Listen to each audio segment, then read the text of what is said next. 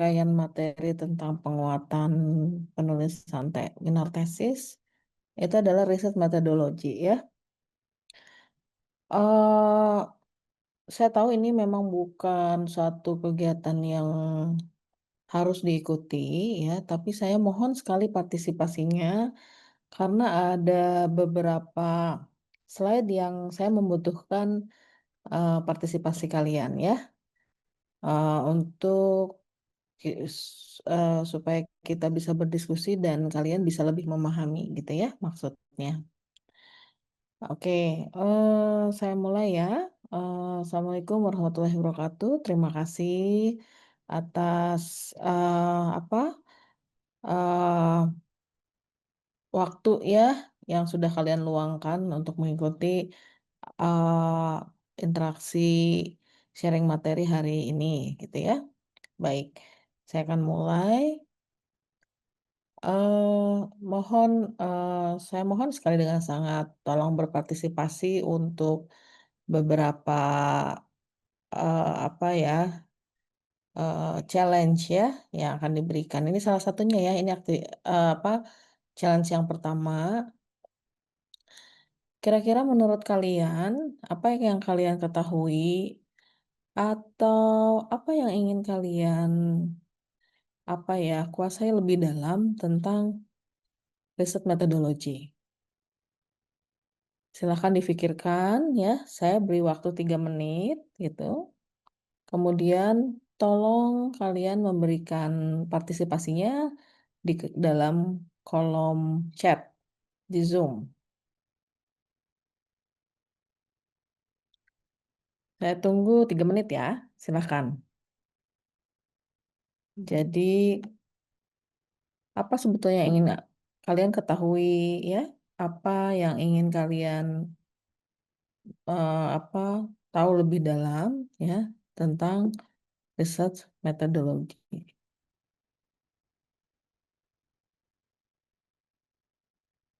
Silakan tulis jawabannya di dalam kolom chat.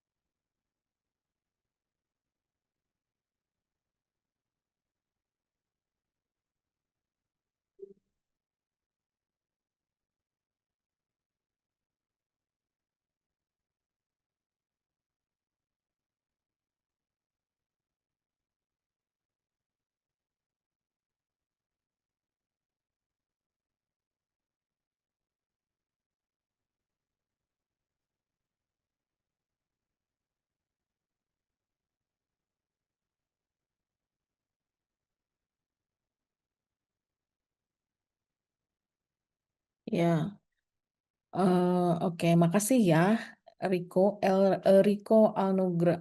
Ya, makasih. eh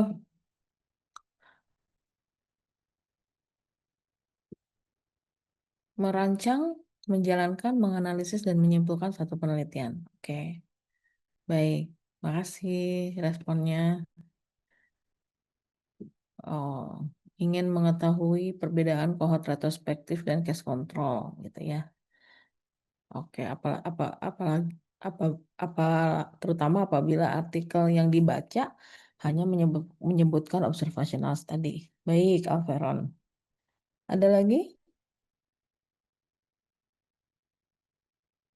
Oke ya. Terima kasih ya untuk Alveron, Rico ya atas responnya dan partisipasinya saya sangat apresiasi ya. Oke, sebetulnya saya ingin mengetahui secara apa tidak langsung apa motivasi kalian untuk ikut apa eh, ma- penguatan materi ini apa sebetulnya itu. Tapi nggak apa-apa lah. Di luar itu, mm, mudah-mudahan ini bisa memberikan kalian cukup wawasan gitu ya. Apabila kalian nanti ada kesulitan dalam membuat satu eh, proposal atau eh, membuat satu penulisan ya, penulisan baik artikel atau penulisan karya ilmiah. Oke. Ya, kalau kita bicara riset metodologi, ya, pastinya kan eh, banyak sekali ya pendekatannya. Nanti kita akan bahas pendekatan-pendekatan itu. Hanya saja seperti ini kan kalian setiap 8 minggu gitu ya, atau dalam satu semester itu sekitar 2 kali gitu ya, melakukan penulisan mengenai ide gagasan gitu. Pak, saya yakin gitu ya untuk kalian yang sudah semester akhir untuk mencari satu masalah, membuat suatu ide, atau memikirkan suatu ide itu adalah sudah seperti halnya otomatis lah gitu ya. Sudah tahu lah ya kerangkanya, oh, abis ini ngapain nih, abis ini ngapain gitu kan. Karena step by stepnya itu sudah dilakukan dari sejak 2 atau 3 tahun yang lalu gitu. Nah ternyata gitu ya, eh, sebetulnya perjalanannya tidak jauh berbeda sebetulnya ya dengan pada saat kalian membuat satu proposal riset gitu. Hanya saja gitu ya, proposal riset itu adalah suatu dokumen yang harus kita pertanggungjawabkan isinya gitu. Dan kita tidak boleh apa ya, asal-asalan atau apa ya, memasukkan gitu ya evidence evidence atau dasar gitu. Kenapa sih misalnya masalah ini diangkat? Kenapa sih misalnya ide ini diangkat? Ya, berdasarkan teori-teori yang tidak bisa kita pertanggungjawabkan juga gitu. Nah, berbeda mungkin kalau untuk ide gagasan yang kalian tulis tuh setiap akhir di blog itu lebih ke arah kemampuan kalian apa membuat satu penulisan ilmiah misalnya ya, kemudian melatih kalian untuk melakukan apa critical thinking gitu ya. Nah, Kak, berbeda dengan riset, kalau dengan di riset kita harus bisa mengelaborasi gitu ya hal-hal yang memang sudah kita dapatkan dari hasil membaca, dari melakukan literatur searching atau literatur review yang sebelumnya sudah disampaikan materinya, itu menjadi sebuah menjadi bentuk apa project gitu ya yang nantinya kita akan temukan jawabannya dalam eh, proses penelitian. Kenapa sih penting gitu riset metodologi? Riset metodologi itu penting untuk memberikan batasan sebetulnya, baik bagi peneliti gitu ya, maupun bagi pembaca nanti yang membaca apa hasil penelitian kamu gitu. Batasan-batasan itu sebetulnya ada nggak sih pakemnya gitu? Pada beberapa penelitian epidemiologi ada pakemnya. Jadi kalau misalnya kita membuat satu hipotesis melihat hubungan kausal ya antara misalnya satu faktor risiko terhadap satu outcome, itu ada apa-apa saja sih yang harus dipertimbangkan dari aspek berapa sih apa sih desain yang tepat, berapa sih yang harus kita ikutkan gitu sampel ke dalam penelitian kita, kemudian bagaimana memilih kriteria sampel dan seterusnya dan seterusnya. Nah, berbeda kalau misalnya penelitiannya kualitatif. Ada nggak sih pakem metodologinya? Ada juga gitu. Jadi kalau dari sisi kuantitatif, kalau kita mau mengidentifikasi atau menseleksi suatu subjek, sama dari sisi kualitatif juga ada sebetulnya kriteria dari seleksi subjek. Nah, saat ini kan dari Prodi mencoba membuka gitu bahwa tidak dibatasi riset metodologi itu. Kenapa tidak dibatasi? Karena sudah mulai banyak outcome-outcome dari suatu proses riset yang berbeda dengan yang sebelumnya. Contoh misalnya ya, Alveron melakukan systematic review, pasti ada metodologi yang berbeda gitu kan ya, Alveron. Kemudian ada teman kalian yang lain, metodenya adalah ingin melakukan eh, pengembangan tools ya, atau ingin mendevelop suatu protokol gitu. Itu pasti akan berbeda riset metodologinya. Nah, saat ini yang akan saya sampaikan adalah hal-hal yang perlu istilahnya dipertimbangkan gitu ya, bila kalian memiliki suatu riset yang lebih kuat ke arah epidemiologi. Baik, saya lanjutkan ya. Nah, pasti harus berawal dari masalah kan, karena suatu riset itu munculnya adalah apabila ada gap gitu ya antara implementasi dengan teori gitu. Kenapa sih gap itu bisa terjadi? Ya banyak hal gitu. Dunia berubah, ada pandemi, ada peningkatan jumlah kasus yang tidak biasa, ada perubahan perilaku. Jadi hal-hal itulah yang menginisiasi terjadinya gap-gap tadi. Nah, bagaimana sih kita menemukan satu pertanyaan riset gitu? Bisa dimulai dari seberapa banyak sih sebetulnya eh, masyarakat yang terdampak gitu. Berapa banyak? Kenapa sih harus berapa banyak? Karena dengan angka itu adalah cara yang sederhana gitu ya. Kita melihat seberapa penting sih itu masalah ini harus diteliti. Gitu. Kemudian eh, yang berikutnya jadi masalah sosial nggak gitu. Apakah si problem ini gitu eh, merupakan men-trigger gitu problem-problem lain yang justru malah jadi lebih besar. Contoh misalnya, masalahnya adalah kurangnya, misalnya ya, kurangnya fasilitas untuk em, apa eh, fasilitas untuk merawat gitu ya orang tua tapi dengan penyakit kronis misalnya gitu, fasilitas yang kurang. Akibatnya adalah ya selain gitu ya kualitas hidup tidak terjaga, keluarga juga terbebani gitu, kebutuhan caregiver tinggi misalnya gitu ya. Terus kebutuhan justru biaya di luar perawatannya juga juga jadi lebih tinggi karena memang fasilitasnya nggak ada, nggak disediakan. Jadi banyak hal sebetulnya ya. Important nggak itu untuk di social problem. Kalau dia important, ini adalah sebagai social issue atau lokal, ini maaf ya, local population gitu ya. Nah, gimana dengan populasi kita gitu? Apakah kita akan mengambil populasi yang mirip gitu ya dengan populasi yang menjadi masalah? Misalnya masalahnya adalah di populasi geriatri misalnya. Oh, kita kalau geriatri itu kan batasannya ada range usianya kan gitu.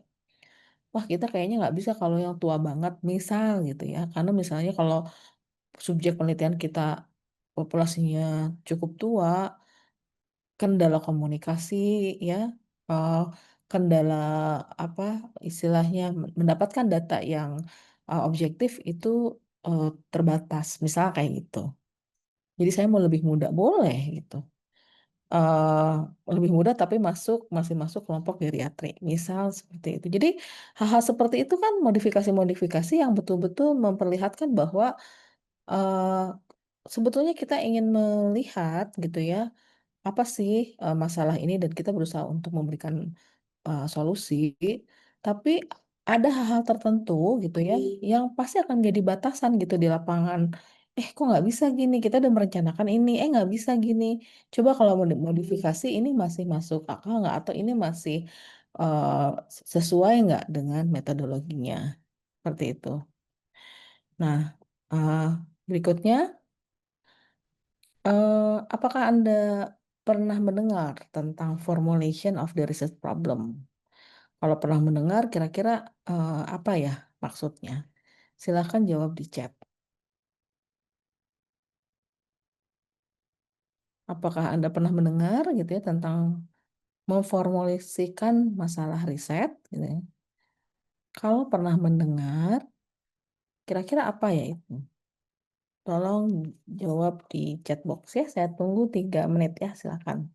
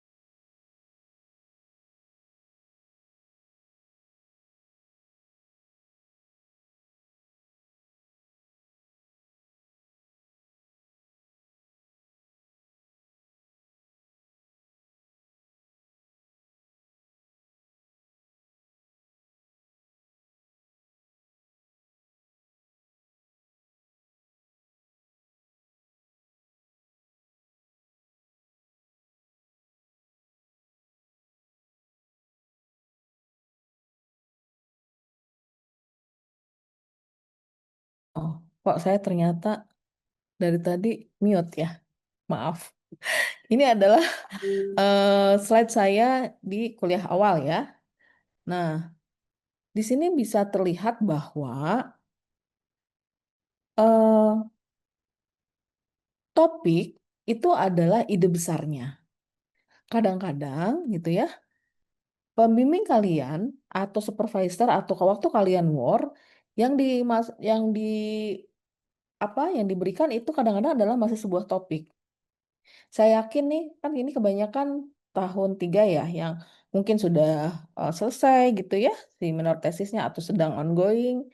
Saya yakin dari mulai rencana awal atau topik yang muncul di list war judul itu dengan yang sekarang sudah dieksekusi ada pasti ada beberapa atau banyak yang berbeda akhirnya gitu setelah melihat arah apa literatur kemana, arah evidence kemana, gap yang muncul ternyata seperti apa berbeda, visibilitas dari pengambilan data berbeda gitu ya, sehingga riset questionnya menjadi berbeda. Apalagi sudah misalnya melewati ujian proposal misalnya gitu. Sehingga si riset question ini gimana caranya gitu ya, ini bisa menjadi satu indikator atau apa ya, satu pegangan kita nanti kalau di akhir gitu ya, data yang kita hasilkan dari proses penelitian, data yang dianalisis itu ada jawabannya gitu untuk menjawab si riset question ini gitu. Nah, untuk membuat satu riset question ini memang gampang-gampang susah gitu. Kenapa? Karena kalian itu tidak terbiasa gitu ya membuat satu apa ya istilahnya kesimpulan dari suatu pemikiran yang sistematis. Sedang belajar kalian itu kan ya. Nah, gimana caranya bahwa apa yang sudah kita baca, hasil diskusi kita dengan pembimbing ini gitu ya, menjadi working question. Ya, working question ini masih sekitar melihat gap gitu. Oh, ini ada gapnya di sini. Tapi kadang-kadang untuk menjadi research question itu challenging lagi gitu. Oh, ternyata working questionnya satu general, tapi pas research question harus apa di breakdown. Working question satu seperti seolah-olah tema masalah gitu ya. Kemudian di breakdown menjadi riset question. Ada caranya gitu. Saya pernah mengenalkan ke beberapa mahasiswa bimbingan saya. Jadi harus diperhatikan formul apa kenapa penting ya memformulasikan riset question ini. Ini harus difahami betul karena rumusan masalah ya, rumusan masalah itu ada di bab 1, 1.1 ya. Kalau di dokumen proposal. Rumusan masalah itu adalah fondasi dari satu riset. Fondasinya itu. Jadi kalau rumusan masalahnya goyah atau bisa digoyahkan oleh penguji, artinya rumusan masalah kamu akan merubah research metodologi. Oleh karena itu, kenapa rumusan masalah ini penting atau research problem ini penting? Sehingga perlu ada mekanisme yang cukup baik gitu ya untuk memilih mana sih rumusan masalah yang kira-kira memang emang saya akan cari nih sebagai di dalam proses riset ini. Nah, dari rumusan masalah kita tentunya harus menentukan tujuan gitu. Tujuan itu ada di 1.3 bab 1 ya di dokumen proposal. Kalau secara literally objective of the study itu kalimat beritanya dari rumusan masalah. Tapi, tapi itu adalah patokan kita kapan sih penelitiannya berakhir. Kan kalau objektifnya udah tercapai kan? Contoh misalnya, kalau kita pergi dari Bandung ke Jakarta, misalnya ya, pasti ada beberapa pilihan kan? Bisa naik mobil. Naik mobil pun bisa ada pilihan. Bisa lewat puncak atau pakai tol. Tergantung apa. Oh, saya nggak punya uang buat bayar tol, misal gitu. Oh, saya ingin menikmati pemandangan eh, apa di jalan karena kalau di tol tuh monoton gitu. Kan ada beberapa pilihan ya. Nah, itulah apa kita di saat start melakukan riset subjeknya sedikit misalnya ya. Subjeknya hanya bisa diambil di satu fasilitas kesehatan tertentu misalnya.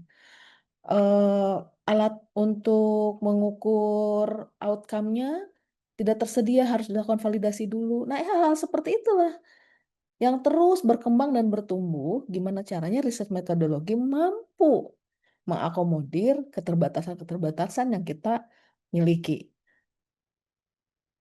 Yang paling penting ya dan yang paling sering adalah keterbatasan waktu. Kadang-kadang kita udah heboh gitu ya, melakukan penelitian apa, taunya ternyata dari sisi waktu tidak memungkinkan, misalnya gitu.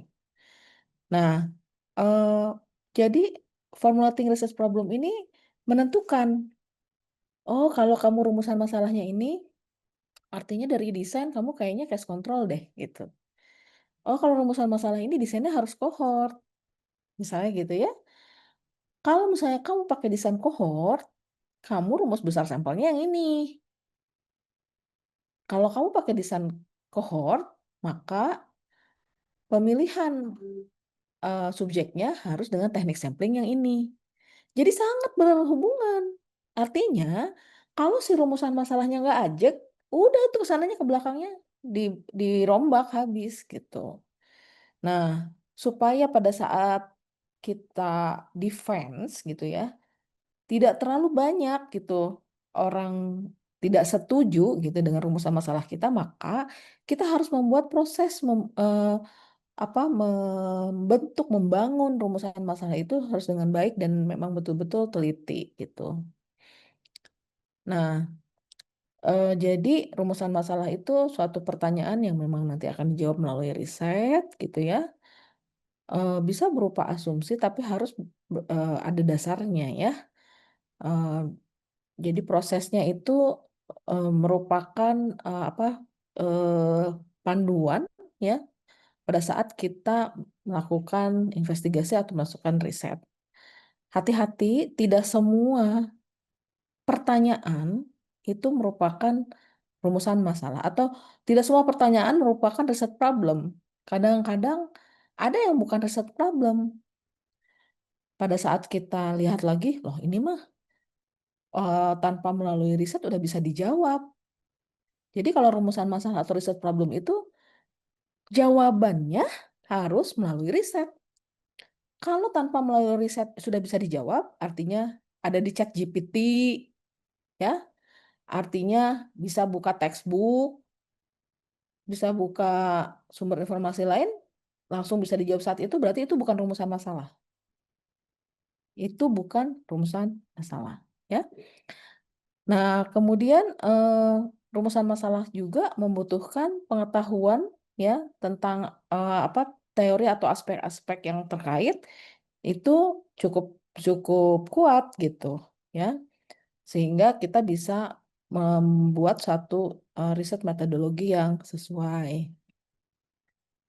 Nah, selain itu rumusan masalah itu harus concise, clear, harus bisa kalau ingin melihat atau menganalisis suatu hubungan, jelaskan dengan baik.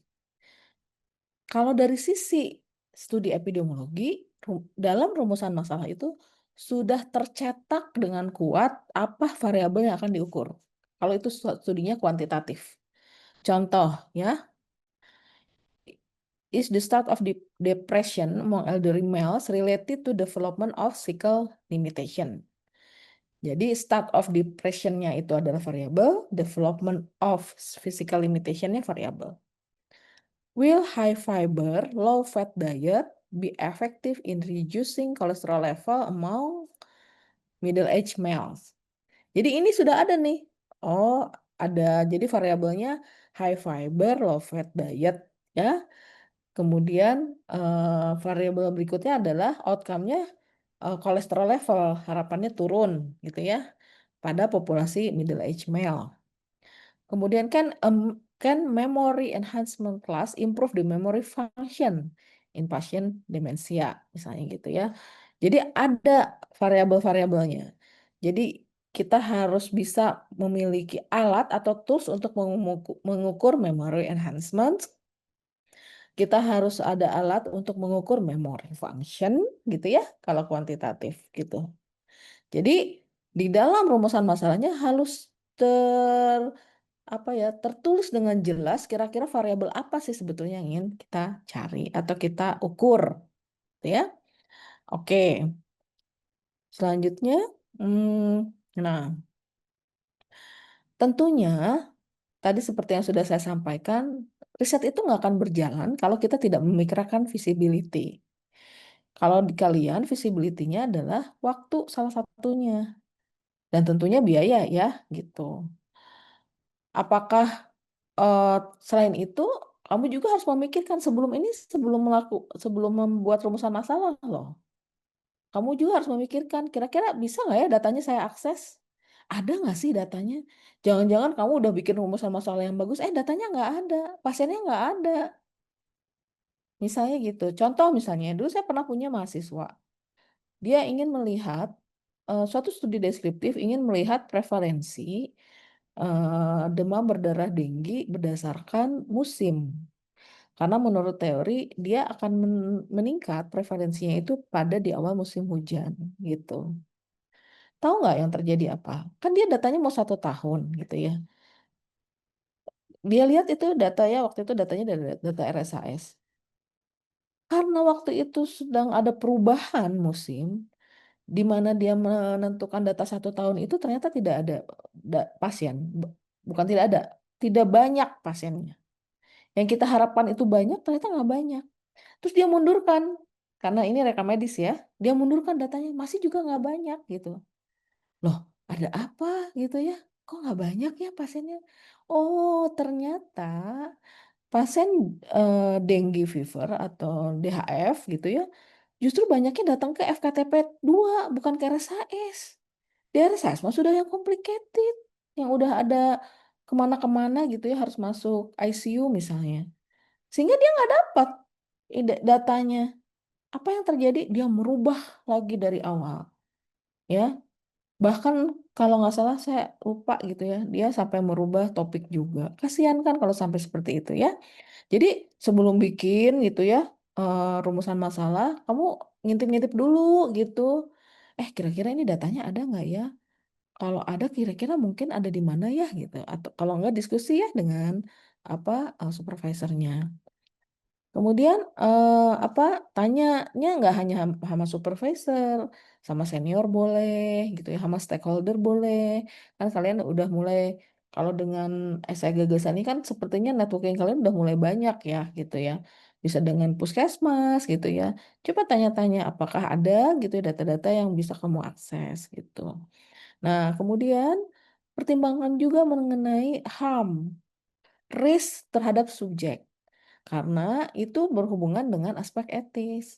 Jadi gini, kita ya sebagai akademisi kan, kalian itu kan sekolahnya sudah di high grade ya. Artinya semua yang kalian lakukan itu pertama, pertama ya harus bisa dipertanggungjawabkan ya. Harus belajar bertanggung jawab dari sekarang. Yang kedua, harus bisa memberikan manfaat untuk masyarakat, apalagi kalian dokter, ya harus bisa berdampak, ya harus ada manfaatnya.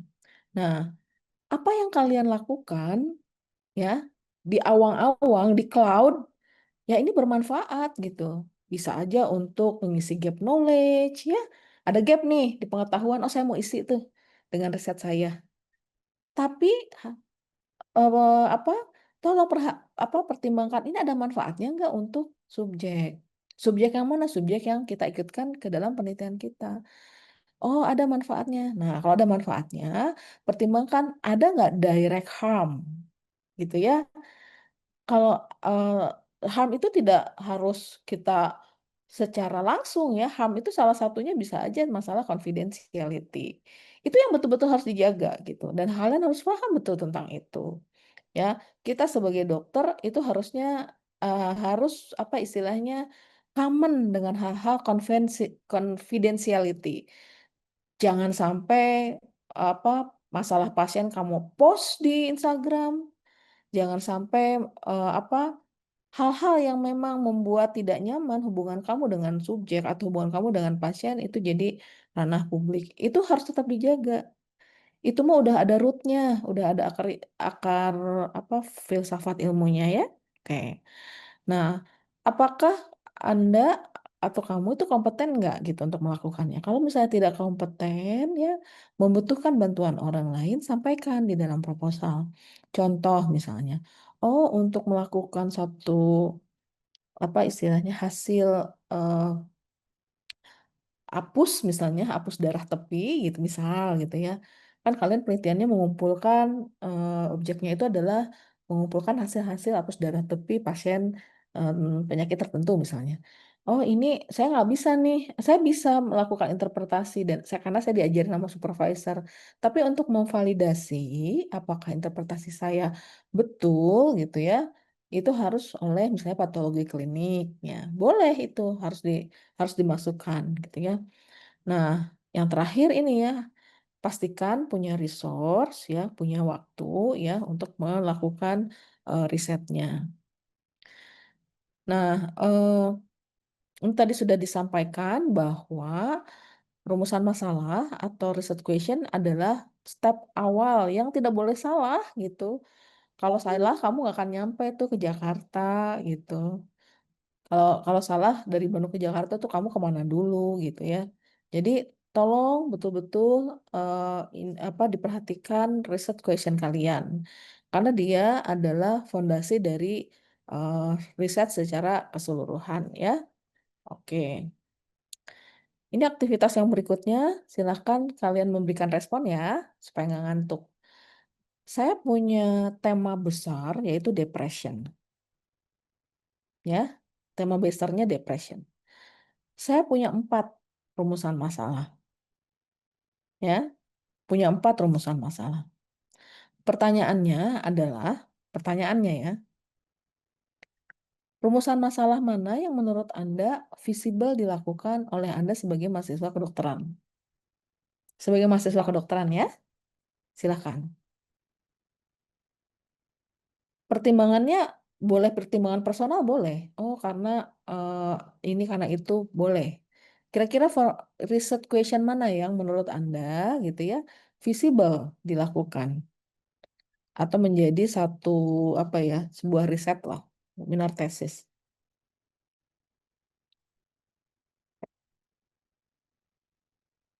Silakan, mau yang satu, yang 2, 3, atau yang 4?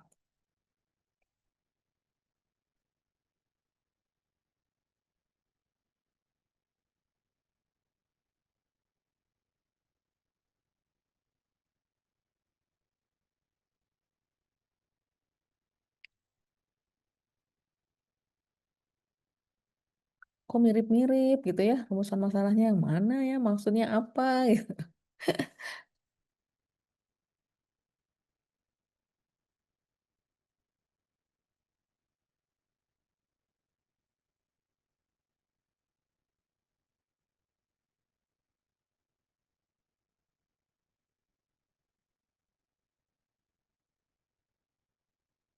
Silakan,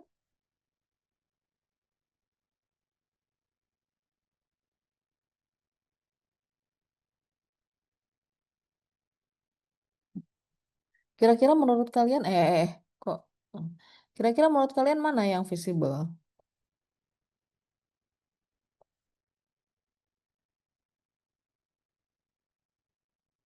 Silakan.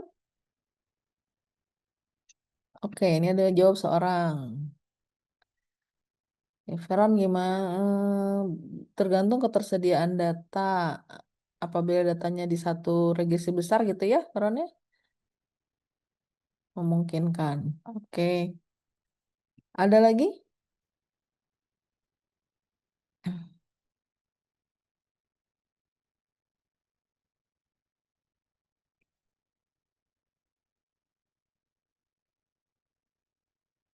Ada lagi yang berpendapat?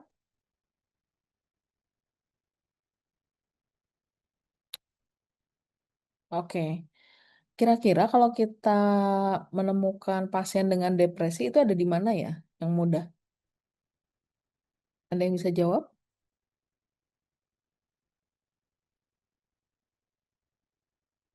Pasien dengan depresi kita dapatnya di mana?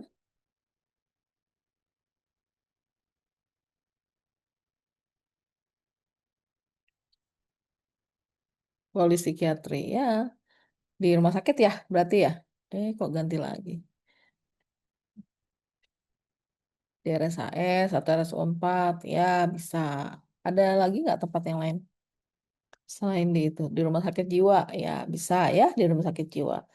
Nah sekarang pertanyaannya adalah kita ingin tahu ya, layanan ya, layanan, jenis layanan yang bisa, eee, membantu atau menjadi suportif untuk pasien depresi yang tinggal di komunitas gitu. Nah, pasien depresi yang tinggal di komunitasnya aja gitu ya, kita harus dapatkan dari rumah sakit ya. Contoh misalnya, apakah kita bisa tahu ada berapa orang yang depresi di satu lokal area? Secara depresi itu kadang-kadang self diagnostic kan, ya kan? "Oh, saya lagi depres nih," gitu misalnya. Misal gitu. Sehingga kita harus meyakinkan bahwa subjek yang masuk ke dalam penelitian kita itu memang betul-betul depresi. Artinya, subjek yang masuk ke dalam penelitian kita harus sudah ada diagnosisnya dari ahli gitu. Kalau tadi disampaikan oleh Alfred harus ada database, ya betul, harus ada database. Itu yang visible ya. Nah, maka dari keempat rumusan masalah ini tadi, kalau ada database mungkin visible, tapi kalau tidak ada database ini tidak visible. Kenapa? Karena depresi itu masih satu isu yang sensitif. Kadang-kadang orang nggak ya banyak orang yang mengaku dia depresi biasanya adalah self diagnose, biasanya gitu.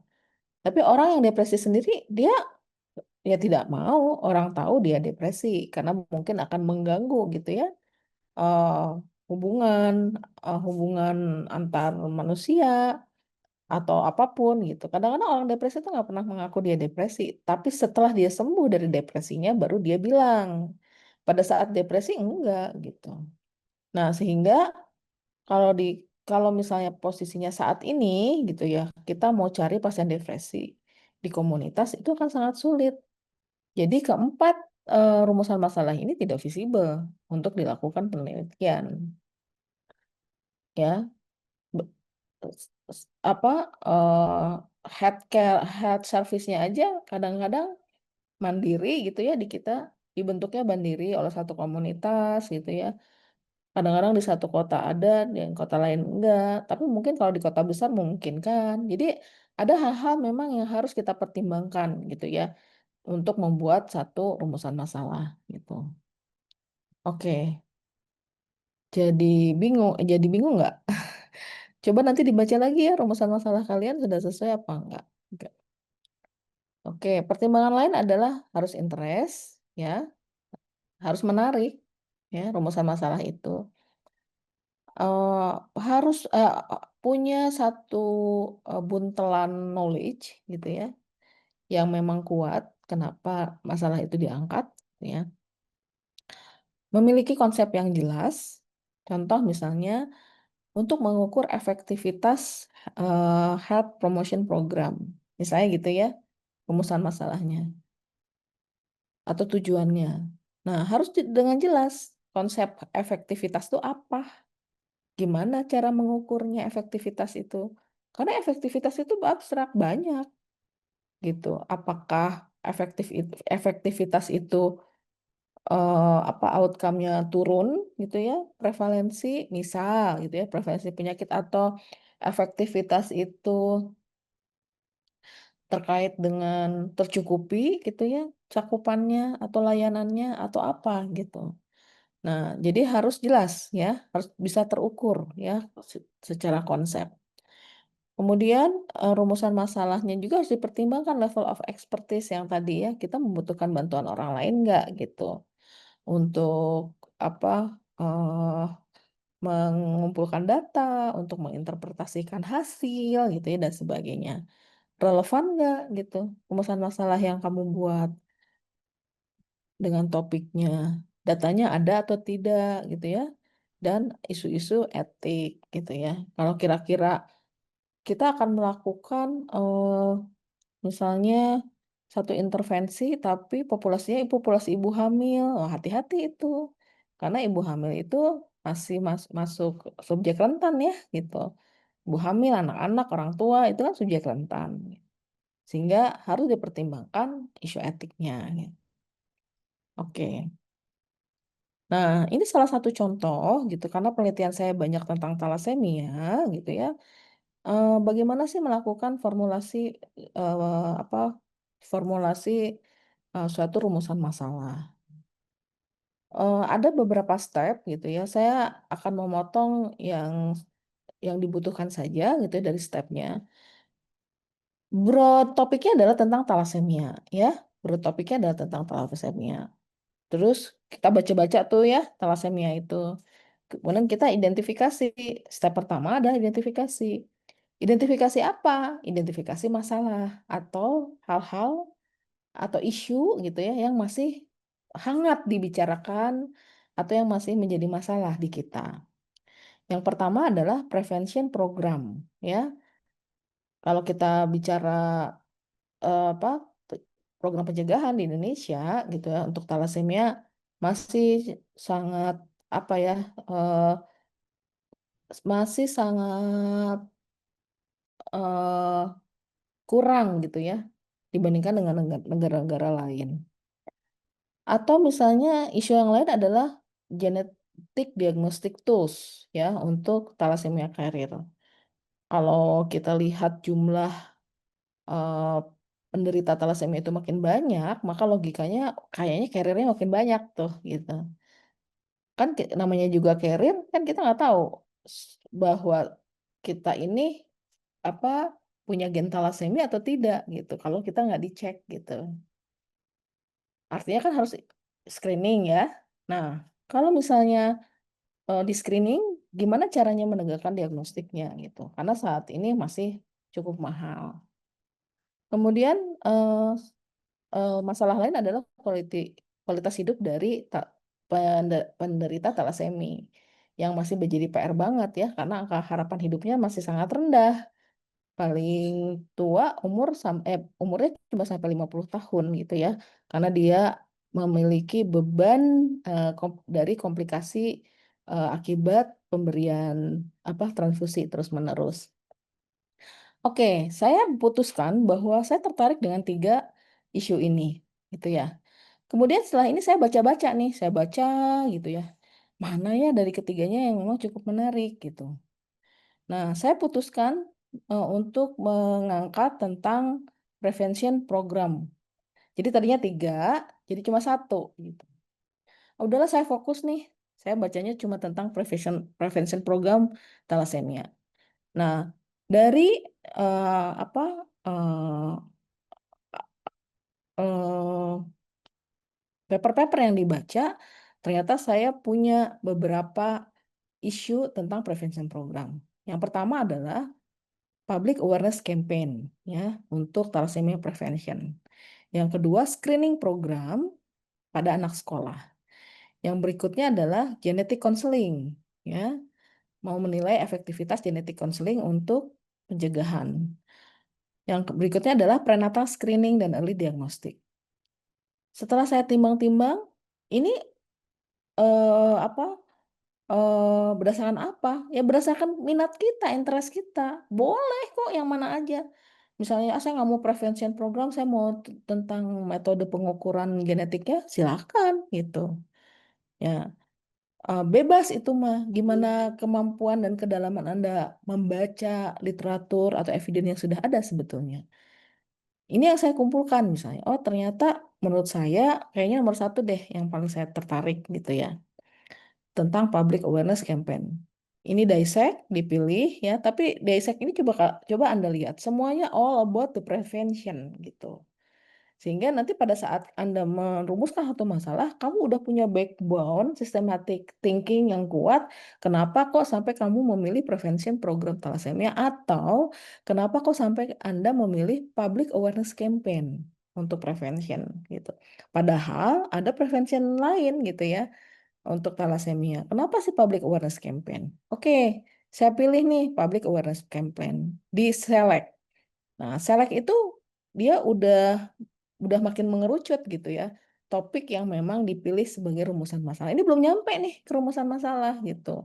Nah, terakhir rumusan masalahnya. Kita bikin nih rumusan masalahnya. Untuk membuat satu rumusan masalah, pertimbangkan ya populasinya siapa, metodenya mau gimana. Pertimbangkan dua hal itu aja dulu. Ya, selain visibilitas tadi ya gitu.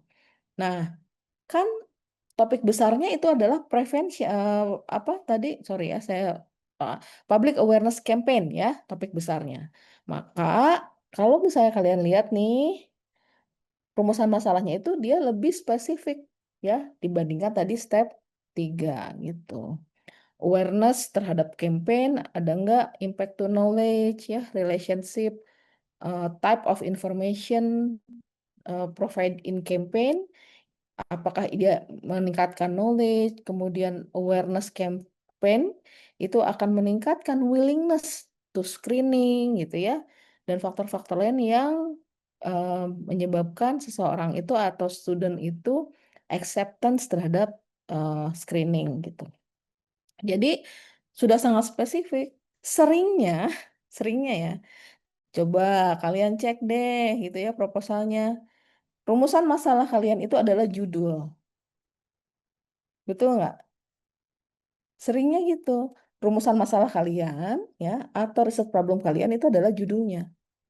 Judul judul riset kalian. Padahal ini adalah harus bagian lebih detail daripada judul. Kalau judulnya mungkin ini ya. Judulnya mungkin ini, public awareness. Gitu. Ya. Jadi hati-hati ya membuat satu rumusan masalah. Yang berikutnya adalah memformulasikan objektif gitu ya. Apa sih main objektifnya? Kita ingin memberikan impact, mengevaluasi impact dari apa campaign gitu ya, spesifik objektifnya terhadap apa gitu ya. Biasanya spesifik objektif itu sederhananya gitu ya, sederhananya adalah kalimat beritanya gitu dari rumusan masalah, sederhananya. Tapi kalau kamu spesifik objektifnya mau lebih detail, mau memasukkan bagaimana cara pengukuran gitu ya, eh, apa jenis-jenis variabel yang lebih spesifik lagi, itu boleh gitu, diperbolehkan gitu ya. Tapi harus linier dengan rumusan masalah yang dituangkan. Oke, selesai sampai sini gitu. Sudah tuh bikin ya rumusan masalah. Coba dievaluasi lagi gitu. Kira-kira sensitif nggak topiknya? Mungkin nggak ini dilakukan ya? Kemudian tanyakan gitu ya kepada gatekeeper tuh seperti supervisor, senior, atau dosen tutor yang memang cukup paham gitu ya mengenai riset yang Anda lakukan misalnya ya. Atau stakeholder misalnya kalau di talasemia ngobrol dengan apa pengurus POPTI misalnya atau penyandang talasemia sendiri itu diperbolehkan ya. Kemudian target populasinya yakinkan, betul nggak? Ini target populasinya di anak sekolah gitu. Kalau kita mau campaign di anak sekolah, kira-kira campaignnya seperti apa ya? Yang mereka itu tidak apa, tidak kesulitan untuk memahami istilah-istilah genetik karena talasemia itu kan genetik banget gitu, misalnya gitu. Jadi itu menjadi satu bahan pertimbangan. Yang selanjutnya adalah sifat datanya mau gimana, mau primer ya datanya atau secondary. Kalau ada database ya, misalnya database besar yang sudah mengumpulkan gitu ya, bagaimana sih pola awareness anak sekolah terhadap talasemi, pencegahan talasemi, pakai secondary data. Tapi kalau tidak ada, kita lakukan data primer ya, primary data. Oke, eh ya, selanjutnya saya lanjutkan ya. Oke, karena kita sudah merumuskan satu rumusan masalah, kita aman nih. Jalannya udah mulai cukup terbuka nih. Kita tentukan riset metodologi. Riset metodologi dalam hal ini ya, secara garis besar terkait untuk apa dari aspek epidemiologi itu study design, sampling teknik, validity dan reliability, data analysis dan interpretation serta ethical consideration. Tapi ini bisa berbeda gitu. Tapi nggak berbeda semua ya. Ada beberapa modifikasi gitu ya, tergantung jenis riset yang memang dilakukan. Kalau risetnya membuat satu protokol ya, mengembangkan satu alat gitu ya, itu mungkin agak berbeda ya. Misalnya contoh sampling teknik tidak terlalu kuat, dibutuhkan gitu, tapi validity dan reliability harus. Kemudian data analisis harus ada, etik consideration apalagi gitu ya. Jadi, ini sangat tergantung, betul-betul apa sih jenis penelitiannya. Oke, selanjutnya saya lanjut ke study design. Kalau dari sisi epidemiologi gitu ya, study design itu ada yang deskriptif, ya, ada yang analitik. Kalau deskriptif study biasanya kita melihat gambaran atau pola suatu data dalam bentuk survei, melihat prevalence, ya, melihat gambaran surveillance data gitu ya. Ini bisa kita lihat lebih mudah kalau kita dapatnya dari data sekunder ya, dari registry, dari rekam medis gitu, kalau deskriptif. Nah, kalau analitik ada beberapa pendekatan. Ada eksperimental gitu ya, ada kuasi eksperimental, dan ada yang non eksperimental ya. Nah, untuk yang eksperimental dan kuasi eksperimental nanti mungkin saya akan bahas terpisah. Ini nanti akan dibahas mungkin lebih kuat oleh Dokter Budi ya. Tapi secara general kira-kira ini apa perbedaannya ya. Nah, yang non eksperimental ada kohort retrospektif yang tadi ditanyakan sama Alveron ya. Kemudian prospektif, case control, cross sectional, ecological, case to case atau case only ya. Atau ada yang hybrid design istilahnya seperti ada satu penelitian case control dari suatu data cohort gitu ya, atau sebaliknya ada data, cohort dari suatu, case control, atau ada case crossover, atau ada serial cross sectional. Jadi macam-macam pendekatannya. Nanti ini dijelaskan lebih kuat di pertemuan berikutnya. Nah, kalau yang untuk control trial ada yang random dan non-random ya. Ada juga yang quasi random. Ini nanti akan dijelaskan di desain RCT. Jadi cukup banyak sebetulnya pendekatannya. Tapi yang sering dilakukan pada mahasiswa S1 itu kalau nggak studi deskriptif, studi analitik yang cross sectional. Itu yang paling sering ya.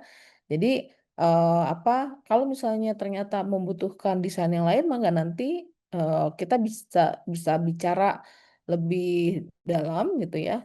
Boleh kontak siapapun gitu ya dari divisi EPID. Nah, kalau dari sisi apa, dari sisi kebutuhan analisis gitu ya, kita juga harus melihat gitu, apa sih, eee desain seperti apa sih yang nantinya, kita perlakukan, berbeda. Bisa deskriptif, bisa analitik, yang tadi ya ini sudah sama sebetulnya ini major epidemiologi design. Nah, yang kalau yang sebelah kanan, bentar ya. Nah, yang sebelah kanan ini dari sisi apakah ini eksperimental, apakah ini observasional. Jadi non eksperimental di kategori yang sebelumnya itu di sini istilahnya adalah observasional. Kalau observasional ada dua grup nggak yang dibandingkan? Kalau ada dua grup dibandingkan namanya analytical study. Kalau yang tadi analytical study-nya ada di atas ya. Kalau yang ini justru analytical study-nya istilahnya gitu ya melihat apakah ada dua grup yang dibandingkan. Kalau dibandingkan secara langsung ya gitu. Dilihat arahnya. Tadi pertanyaan Alveron, kalau misalnya apa bedanya cohort cohort retrospektif ya kalau nggak salah dengan case control, gitu kan. Kalau cohort original ya, Alveron, dia akan mulai dari orang yang sehat ya. Orang yang sehat gitu ya, apa, eee, dilihat exposure-nya kemudian diikuti maaf, orang yang sehat, yang satu punya, faktor resiko, yang satu tidak. Nah, kemudian kedua grup ini dibandingkan, dilihat outcome-nya. Masing-masing grup faktor resiko dan grup tidak memiliki faktor resiko itu dilihat outcome-nya. Ada outcome positifnya berapa, outcome negatifnya berapa di masing-masing grup, seperti itu kalau cohort original ya. Nah, kalau case control, kita mulai dari orang yang sakit, gitu.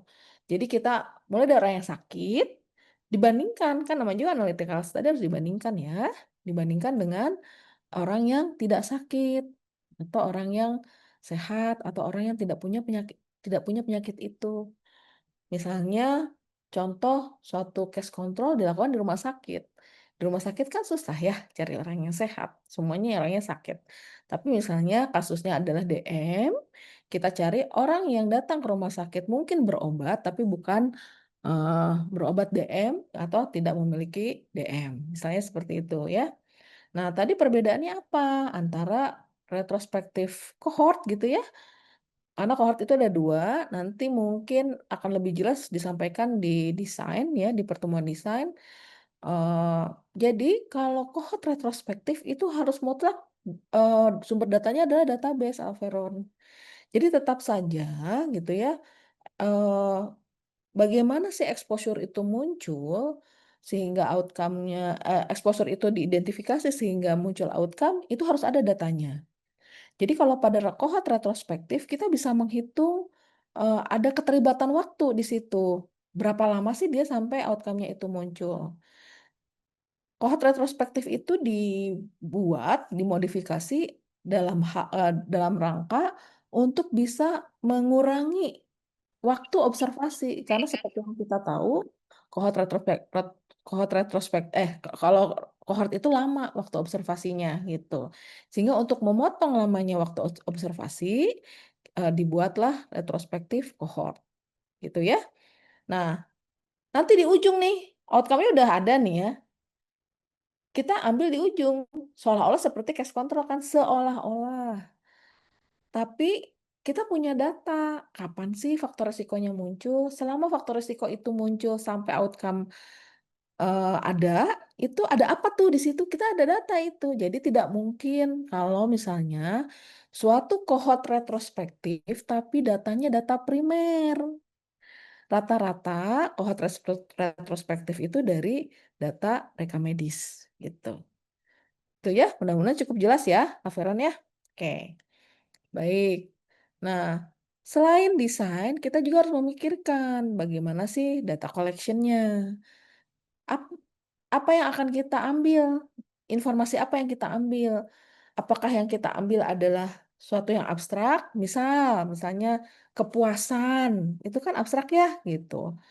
Kualitas hidup sekarang sudah nggak abstrak, kenapa? Karena sudah ada alat ukurnya. Kalau satisfaction kadang-kadang bingung ya, gitu. Atau sehat, untuk sehat aja kadang-kadang masih abstrak. Sehat itu bisa berbagai sisi. Sehat itu artinya tensinya normal, atau tubuhnya temperaturnya normal, atau apa gitu. Sehingga, untuk, data-data kualitatif itu harus jelas batasannya. Bagaimana sih satisfaction itu, gitu ya, misalnya. Tapi, memang, dari data kualitatif itu memang yang diharapkan mungkin jenis-jenis kepuasan yang muncul gitu. Berdasarkan persepsi masing-masing subjek itu yang akan dikumpulkan. Nah, beda dengan data yang kuantitatif. Ini yang sering dilakukan oleh mahasiswa S1. Jadi lebih mudah ini. Kita bisa mengukur outcome, kita bisa mengukur faktor resiko.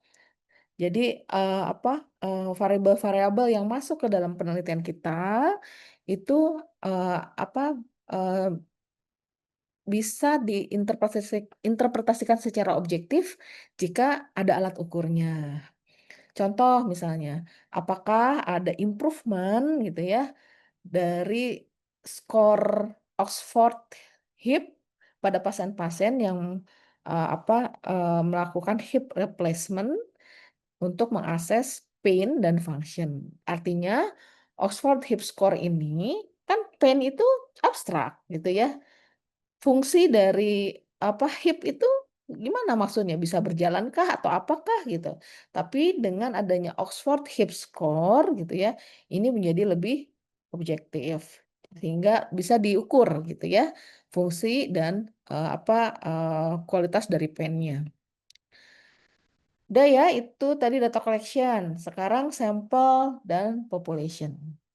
Karena penelitian di kedokteran itu banyak sekali menggunakan subjeknya manusia, meskipun pasti kalian di sini ada yang penelitiannya di lab kan, di animal lab atau di lab basah atau apa in vitro gitu ya. Tapi di sini mungkin saya akan lebih kuat melihat apa sampel dan populasinya itu dari sisi epidemiologi. Nah, sampelnya siapa, populasinya siapa, itu harus dijelaskan. Ini adalah bagian dari riset metodologi. Nah, kalau dari sisi sampling ya, sampel population itu adalah ini nih, yang merah. Misalnya populasi kamu adalah mahasiswa kedokteran. Misalnya ya, mahasiswa kedokteran titik ya. Itu adalah target populasinya ya. Accessible population-nya adalah misalnya mahasiswa kedokteran angkatan 2024 sampai 2022. Bisa diakses kan? Karena masih ada di kampus gitu. Boleh nggak dok saya sampai 2020? Boleh, karena masih angkatan 2020 masih belum ada yang lulus. Tapi itu masuk accessible population kamu nggak? Boleh nggak dok saya batasinnya cuma dua angkatan aja boleh? Boleh nggak dok saya cuma batasinnya angkatan saya aja boleh? Boleh. Itu memang hak prerogatifnya peneliti. Tapi, ada tapi ya, harus ada alasannya. Kenapa hanya mengambil di accessible population tersebut ya. Kemudian ada intended sample. Intended sample itu adalah orang-orang yang memang sesuai dengan kriteria inklusi dan eksklusi. Kalau nggak sesuai dengan kriteria inklusi eksklusi, bukan kita akan keluarkan kan, kita nggak akan ikut sertakan. Dan kemudian study subject, yaitu studi penelitian kita. Jadi, kalau dari sisi harfiahnya satu riset, jarang sekali ya riset itu dibangun dari populasi yang warna biru. Nggak pernah, jarang banget. Pasti dia diwakili oleh sampel, yaitu populasi yang warna hijau. Jadi kalau kamu bilang sampelnya adalah seluruh mahasiswa kedokteran, meskipun iya ya, tapi belum tentu mahasiswa kedokteran yang kamu pilih itu bisa mewakili mahasiswa kedokteran, populasi mahasiswa kedokteran maksud saya. Kan kita tuh penelitian itu pengennya tidak hanya berimpact pada satu angkatan aja, satu angkatan kedokteran, mahasiswa gitu. Kita kan pengen berimpact juga ke seluruh mahasiswa kedokteran kan, bahkan di luar Unpad gitu. Sehingga jarang penelitian yang melihat gitu seluruh mahasiswa kedokteran di Indonesia misalnya. Pasti dia mengambilnya secara random gitu. Jadi masuknya accessible population, study subjeknya dia yang warna hijau. Sehingga untuk mendapatkan yang warna hijau, perhatikan harus ada kriteria inklusi, ya. Jadi karakteristik subjek seperti apa yang dibutuhkan. Kemudian tentukan sampling frame-nya. Jadi sampling frame-nya siapa? Mahasiswa kedokteran atau misalnya kalau survei sampling frame-nya tuh bisa rumah gitu loh. Atau bisa juga sampling frame-nya itu adalah kartu keluarga gitu ya kalau di survei. Biasanya kalau subjeknya langsung ke individu, biasanya sampling frame-nya itu adalah individu. Kemudian sampling approach-nya gimana? Ya maksudnya dia cara mengambil sampelnya gimana gitu ya. Apakah mau di random atau tidak gitu. Kemudian cara rekrutnya gimana? Apakah kamu mau cara memilihnya gimana? Apakah kamu mau sosialisasi dulu, kemudian nanti apa di apa diberikan apa keleluasaan untuk ikut apa enggak, gimana caranya, prosedurnya seperti apa, itu harus dimasukkan dalam riset metodologi. Dalam hal ini adalah di bab 3 ya. Oke. Sampel adalah eh, subjek yang kita rekrut. Nah, ada beberapa conditional ya untuk sampel. Kita juga harus memikirkan berapa sih jumlahnya. Kan pertanyaan gitu, kayaknya 10 cukup, 30 cukup, kata siapa gitu. Harus ada alasannya gitu loh. Nah, untuk supaya lebih objektif dan lebih kuat kita mendapatkan hasil yang valid, maka ada beberapa pendekatan. Salah satunya adalah berapa besar minimum sampel yang harus diambil itu ada perhitungannya. Dan itu berdasarkan apa rumusnya? Berdasarkan rumusan masalah, berdasarkan pertanyaan penelitian yang di bab 1. Bayangin, ini semua dikerjainnya di bab 3 loh. Tapi rumusan masalahnya terus aja masih diikut-ikut gitu. Artinya, kalau rumusan masalahnya nggak ajeg gitu ya, maka ininya pasti akan goyah, rubah lagi, rombak lagi gitu. Seperti itu ya. Baik. Nah, tapi pertimbangkan mengenai sampel. Tidak semua sampel itu bisa mewakili ya. Tidak semua sampel itu perfect. Kadang-kadang ada beberapa kita kesulitan mengambil sampel sehingga sampelnya itu tidak ideal.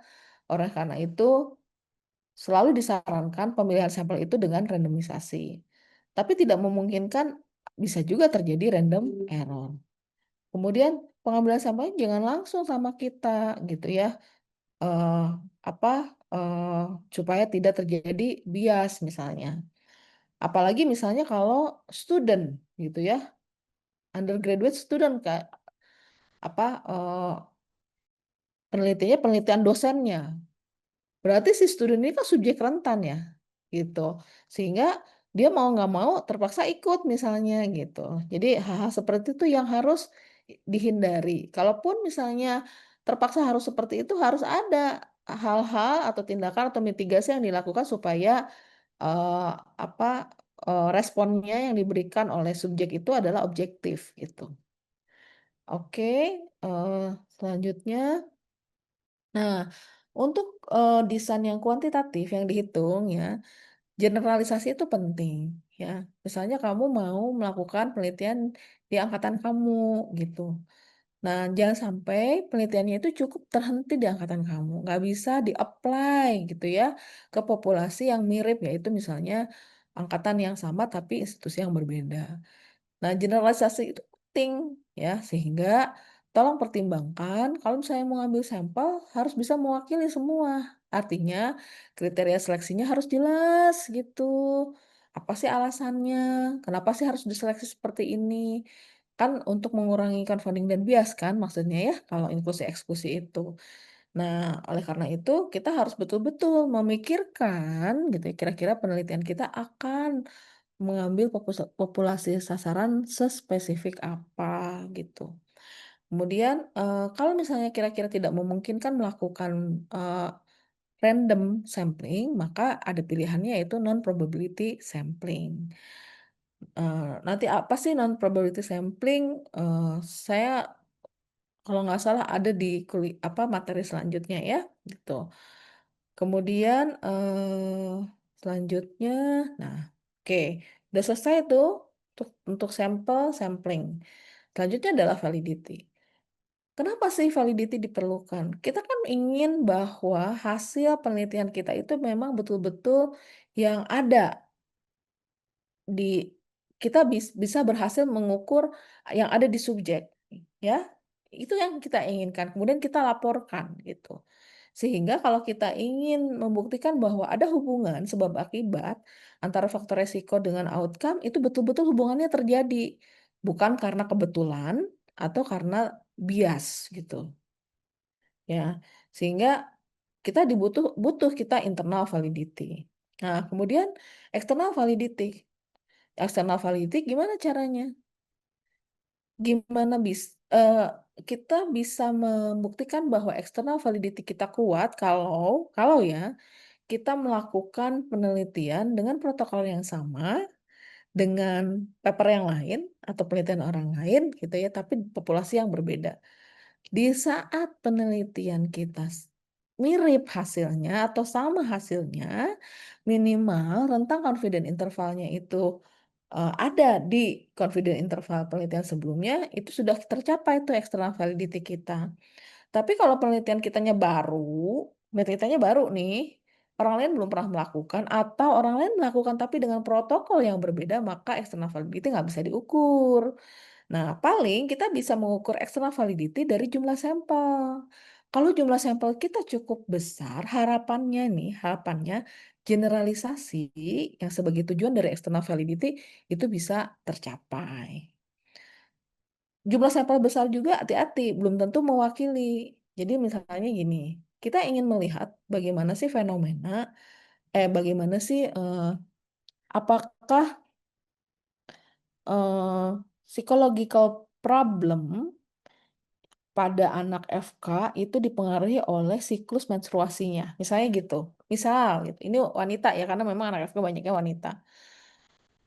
Nah, itu kan sebetulnya satu apa ya, pengetahuan yang umum. Bisa kok, bisa terjadi misal gitu ya. Apalagi kalau misalnya eh, siklus menstruasinya ada dysmenore gitu ya, ada gangguan mood, misal gitu seperti itu kan mungkin ada psikologi ke problem. Nah, jangan sampai hasil yang bagus, misalnya hasilnya bagus tuh, kita dapatkan ya, hubungan sebab akibat itu cukup kuat misalnya. Itu hanya bisa di-apply atau diimplementasikan di anak FK4 aja. Jangan. Yang bagus adalah kita punya external validity yang kuat, di mana jika penelitian itu diulang, di-reproducible gitu ya, di penelitian selanjutnya itu menghasilkan hasil yang sama gitu. Itu external validity ya. Jadi dilihat ya kalau penelitian kamu ternyata oh protokolnya udah pernah dilakukan nih. Cuma misalnya itu tahun lalu, tahunnya udah lama, udah 10 atau 20 tahun yang lalu misal gitu. Tapi kamu mau coba lagi nih dengan protokol yang sama. Kalau ternyata hasilnya sama, maka external validity kamu tercapai. Kalau hasilnya tidak sama, bukan berarti external validity kamu tidak tercapai, bukan. Artinya ini mungkin penemuan baru. Ini mungkin ada hipotesis baru. Karena ada perubahan dinamika populasi, perubahan dinamika pola penyakit gitu ya, dan sebagainya sehingga mungkin hasilnya jadi berbeda gitu. Oke, selanjutnya adalah reliability ya. Reliability itu terkait dengan reproducible. Jadi untuk apa eh, validity validity dan reliability apa praktikalnya dalam bab 3 itu adalah bagaimana alat ukur yang kita gunakan itu memang betul-betul valid dan reliable. Itu praktikalnya sebetulnya. Measurementnya untuk yang kuantitatif tadi. Jadi kalau kamu punya tadi ya Oxford score-nya itu sudah valid, reliable itu artinya sudah digunakan oleh banyak orang, bahkan sebagai alat screening, protokol screening, standar standar pelayanan misalnya, insya Allah reliable gitu. Tapi kalau misalnya baru dibangun, baru di-develop ya kita harus uji dulu ya validity dan reliability-nya gitu. Kita tes gitu ya kalau mau dibangun ada beberapa kan mahasiswa saya juga lagi ngebangun tools ya harus dites reliability-nya gitu. Ada nggak internal konsistensinya gitu. Tapi ini pasti apa penelitiannya cukup panjang ya untuk mengetes ini. Tapi itu langkah-langkah yang memang harus dilakukan. Nah, kemudian adalah data analisis dan interpretasi. Coba misalnya kalian lihat ya, ini apa ilustrasi yang banyak sekali ya kamu bisa lihat di internet ya. Jadi, data analisis dan interpretasi itu betul-betul sangat tergantung dari rumusan masalah. Misalnya ada six blind men atau ada 6 orang uh, blind gitu ya, blinding gitu ya. Kemudian dia mengobserv elephant ini. Bisa diobservasi dari berbagai sisi. Oh, saya melihat dinding rumah ya, bata. Saya melihat tali tali tali gitu. Saya melihat ular gitu ya di belalainya. Saya melihat kipas di apa di telinganya dan seterusnya dan seterusnya.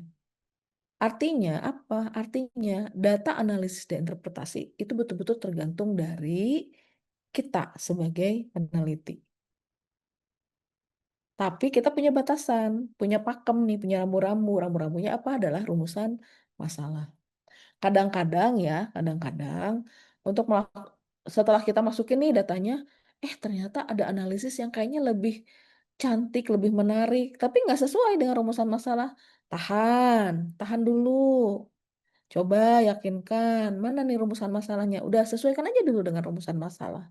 Nanti analisis tambahannya jadikan sebagai secondary outcome. Paling sering tuh mahasiswa S1 gitu ya, ternyata pas setelah dimasukin ke dalam SPSS, bagus tuh. Tapi kan SPSS itu kalkulator ya. Mau analisis apapun bisa dilakukan di situ gitu. Tergoda untuk melakukan analisis lain, hasil input atau bisikan-bisikan gitu ya, entah dari mana gitu ya, dedemit up siapa gitu. tiba-tiba berubah tuh. Pas dilihat tidak ada linearitas antara rumusan masalah dan hasil penelitian. Udah deh gitu, habis pada saat sidang. Jangan sampai seperti itu. Yakinkan lagi apa rumusan masalahnya ya, sehingga harus disesuaikan dengan hasil dari penelitian. Oke, nanti ini akan dibahas terpisah. Nah, ini yang selanjutnya adalah ethical consideration gitu ya, yang pernah jadi anak bimbingan saya pasti tahu banget ya. Kalau kita bicara ethical consideration adalah bukan aspek etik apa disebutkan secara terus definisinya apa, bukan. Bukan. Isinya adalah apakah hak dari subjek itu terlindungi. Jadi misalnya penelitiannya datanya data primer ya, data primer. Data primer artinya pada saat kita melakukan wawancara gitu ya, si pasien merasa terganggu nggak? Wawancaranya berapa lama? Wawancaranya di tempat yang nyaman nggak untuk ngobrol? Itu berarti kita mencoba untuk melindungi hak pasien, gitu ya? Misal, kalau data sekunder gimana dok? Data sekunder, hak pasien terlindungi itu dari mana? Dari confidentiality. Jadi beda. Nggak semua aspek etik di dalam proposal itu sama. Sangat tergantung dari jenis penelitian yang memang atau apa dinamika penelitian yang kamu buat gitu. Kemudian dia akan meningkatkan validity ya dan memaintain scientific integrity. Oke, ini contoh ya. Misalnya saya membuat rumusan masalah apakah blue light filter itu menurunkan apa adanya itu digital screen induce apa cahaya ya, melindungi cahaya pada mata, exposure paparan cahaya pada mata eh, di orang dewasa gitu ya. Yakinkan ini penelitiannya ke arah mana? Eksplorasi, deskriptif atau explanatory. Kalau melihat hubungan sebab akibat, apakah blue light menurunkan apa paparan dari screen gitu ya, itu kan sebab akibat berarti explanatory. Desainnya kuantitatif mungkin appropriate desainnya non random clinical trials mungkin ya gitu karena pada manusia. Identifikasi populasinya siapa? Populasinya medical student 4 gitu ya. Kemudian apa benefitnya? Itu harus harus difikirkan oleh kita. Apa dia less painful dan benefitnya reduce cost gitu. Jadi si mahasiswa itu bisa bisa mendapatkan benefit dia terlindungi kalau dia ke bagian yang filter gitu ya, blue light filter. Identify sampling tekniknya dilakukan random, kemudian describe validity dan reliability-nya. Validity-nya di sini menggunakan LCD yang sudah standar ya. LCD-nya diberikan with and without blue light filter. Plan data analisis apa yang mau dianalisis? Mau apa deskriptif data ya, dilakukan apa analisis deskriptif, kemudian dilakukan analisis dengan menguji hipotesis gitu.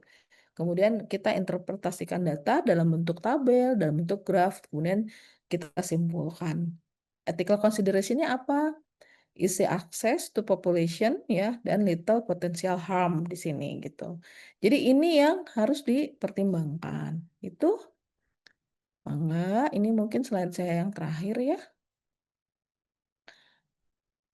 Silahkan bermain-main dengan walking question ya. Kamu baca, kamu bikin gitu ya list gitu ya. Walking question, belum research question ya, masih walking question. Nah, di sini kali ya kamu coba tentukan mana sih yang visible gitu ya. Gitu. Mana sih yang eh, nyaman gitu ya, sesuai dengan keterbatasan kamu gitu. Nah, hari ini kita sudah menyelesaikan pentingnya kenapa memformulasikan rumusan masalah untuk minggu depan. Tolong baca dulu gitu karena kita akan bahas tentang desain, sampling, dan sample size termasuk bias dan confounding. Mungkin ini slide saya yang terakhir ya. Oke. Ada pertanyaan?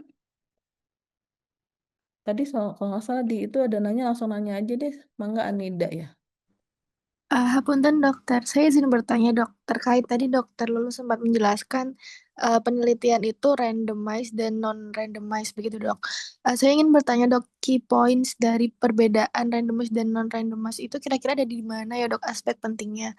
Dan juga apakah jika penelitian kita dikategorikan non-randomized, apakah itu cukup representatif gitu dok untuk menjadikan sebuah penelitian? Terima kasih dok.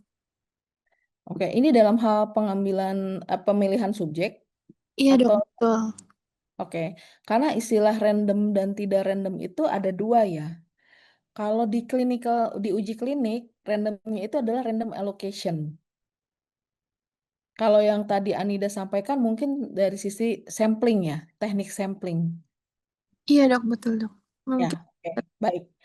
Jadi kalau dari sisi teknik sampling, random dan tidak random, itu apa? Dua-duanya nggak ada yang salah. Maksudnya tidak ada yang mana yang lebih baik, tergantung dari situasi, Anida. Syaratnya gini, kalau randomisasi, kalau misalnya syaratnya gini, kalau kita punya datanya ya, misalnya kayak data rekam medis ya, data rekam medis 5.000 pasien. Nomor 1 sampai nomor 5.000, kalau di rekam medis ada nggak ininya orangnya atau datanya? Tahu nggak kita 1 sampai 5.000 itu siapa aja, tahu nggak kita, Anida? Seharusnya tahu dok. Tahu. Nah, kalau kamu punya sumber data seperti itu, disarankan lakukan randomisasi. Jadi randomisasi itu syaratnya harus ada berapa jumlah keseluruhan partisipan yang ada di populasi tersebut. Contoh misalnya, anak FK NPM 1 sampai NPM 250, Anida tuh yang satu angkatan, ada nggak, tahu nggak siapa aja? Ada nggak orangnya? Ada dok. Ada. Nah, kalau misalnya punya list namanya, punya list 1 sampai 250, maka saran dilakukan randomisasi untuk mengurangi non-respon bias. Nah, sekarang gimana keadaannya kalau gini? Penelitiannya adalah mau melihat tingkat kepuasan pelayanan di poliklinik mata, misalnya gitu. Tingkat kepuasan pasien terhadap pelayanan dokter di puskesmas aja, misalnya gitu ya. Nah, kan itu kan pasti data primer ya, karena puskesmas nggak punya database untuk mengukur pelayanan pasien kalau nggak ada program, nggak ada tujuan, misalnya gitu ya. Maka pasien yang datang ke puskesmas di hari itu kita tahu nggak siapa aja? Ya, kurang tahu dok. Nggak tahu. Ada berapa orang tahu nggak yang datang di hari itu ke puskesmas? Di hari kita mau ngambil data. Mungkin juga kalau dari data tidak tahu juga dok. Nggak tahu, karena nggak ada datanya. Kita nggak tahu siapa yang datang, berapa orang yang datang. Nah, kalau seperti itu nggak mungkin kita lakukan randomisasi. Kita harus pilihnya non-random sampling. Sama halnya kalau pasien-pasiennya di emergency. Misalnya kita mau mencatat gitu ya, seberapa banyak, eh, mau mengidentifikasi dan pasien emergency fraktur, misalnya gitu ya. Tapi yang akan kita ambil adalah data primer dalam 1 bulan. Misalnya berapa sih prevalensi fraktur, kemudian fraktur apa aja, misalnya gitu. Itu ya riset apa penelitiannya. Maka pasien yang hari ini, misalnya, oh saya hari ini mau ambil data nih. Pasien hari ini datang ke emergency, kita nggak tahu berapa orang. Gitu. Kemudian eh, fakturnya apa aja kita nggak tahu gitu. Maka dilakukan apa non probability sampling atau non random sampling. Cukup jelas nggak, Anida? Sangat menjawab dokter, terima kasih. Ya. Jadi sangat tergantung dari jenis penelitian kita apa, sumber data kita apa, gitu ya, dan apa eh, prosedur ya, prosedur pengambilan data seperti apa. Oke, ada lagi pertanyaan?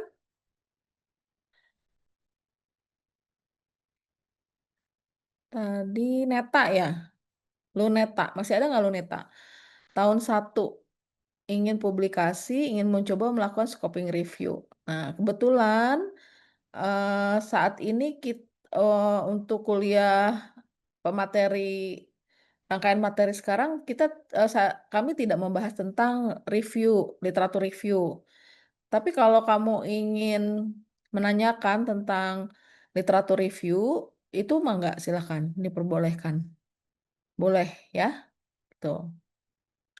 Atau misalnya kamu mau nanya ke tutor lain boleh, karena terakhir, jadi saya cerita sedikit, bulan lalu saya dan dengan 2 orang dosen yang lain, kami baru selesai mengikuti kursus membuat protokol sistematik literatur review Cochrane di Malaysia.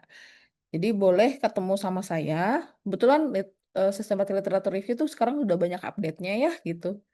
Boleh kamu konsul sama saya atau Dokter Safiati Dian dari neurologi atau Dokter Adi Sugianli dari patologi klinik, ya? Oke. Gitu ya, Net? Baik dokter, hatur nuhun dok. Ya. Lanjut, siapa lagi yang ingin bertanya?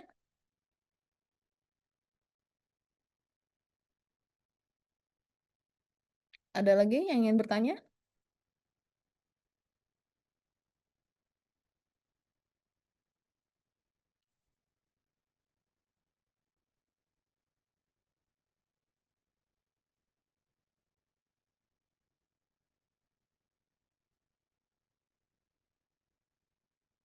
Oke, kalau nggak ada, mungkin saya cukupkan ya pertemuan sore hari ini.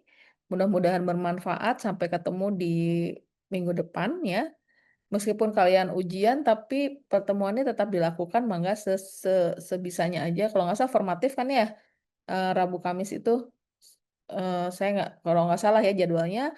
Mangga disesuaikan aja, yang bisa bergabung bergabung saja ya. Karena apa?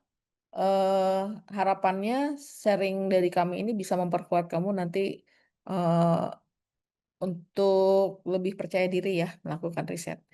Itu saja barangkali dari saya. Terima kasih ya atas perhatiannya. Tetap semangat ya. eh karena nggak akan berhenti ya.